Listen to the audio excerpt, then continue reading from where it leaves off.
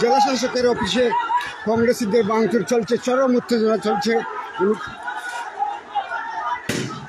ঊনকোটি জেলা শাসকের অফিসে চরম উত্তেজনা চলছে।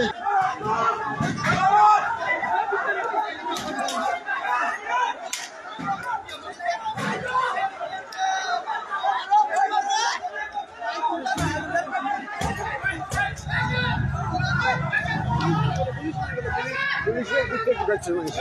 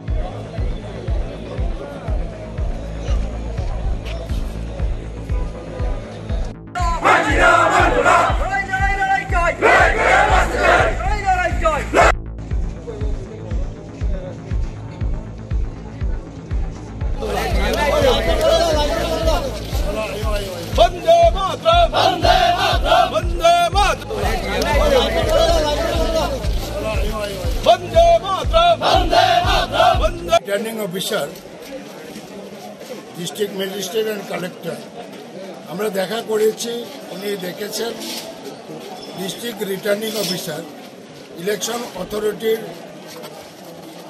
আন্ডারে ইলেকশনটা হচ্ছে এবং যে সর্বদলীয় যে রেজুলেশন ডিএমএ ইচ্ছাকৃতভাবে করে না, পার্সোনাল না, সব পার্টি সর্বসম্মতভাবে রেজুলেশন আমাদের তরফ থেকে গেছিল বদরুজ্জামানের নেতৃত্বে।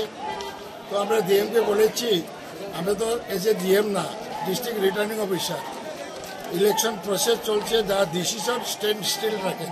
উনি বলছেন এটাই ঠিক থাকবে। ধন্যবাদ। তাহলে কি আপনারা পূর্ব নির্ধারিত যে সিদ্ধান্ত ছিল কংগ্রেস দলের যেদিক ছিল ওই দিকটাই আপনারা থাকবেন? যা রেজুলেশন আছে পূর্ব দিকে যা আছে এটাই আমরা করবো। তাহলে আপনারা তাহলে কি আগামীকাল যে বন্ধের ডাক দিয়েছিলেন সেটা কি কোনো সম্ভাবনা নেই? উনি মেনে নিয়েছেন, সুতরাং আমরা বন্ধ রাখবো না। সিআইএসএফ ইচ্ছাকৃতভাবে এখানে পরিবেশটা দূষিত করছে।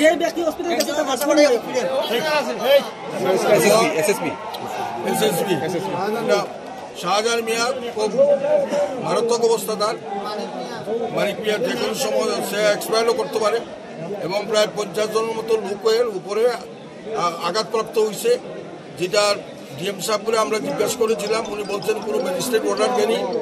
পুলিশ অফিসারদের জিজ্ঞাসা করছি, তারাও কোনো অর্ডার দেয়নি। এরা ইচ্ছাকৃতভাবে এখানের পরিবেশটাকে বিনষ্ট করছে। মানে এরা কি পুলিশ, তার মানে কি পুলিশ লাঠিচার্জ করেছে নাকি? পুলিশ লাঠিচার্জ করছে, কে করেছে লাঠিচার্জটা?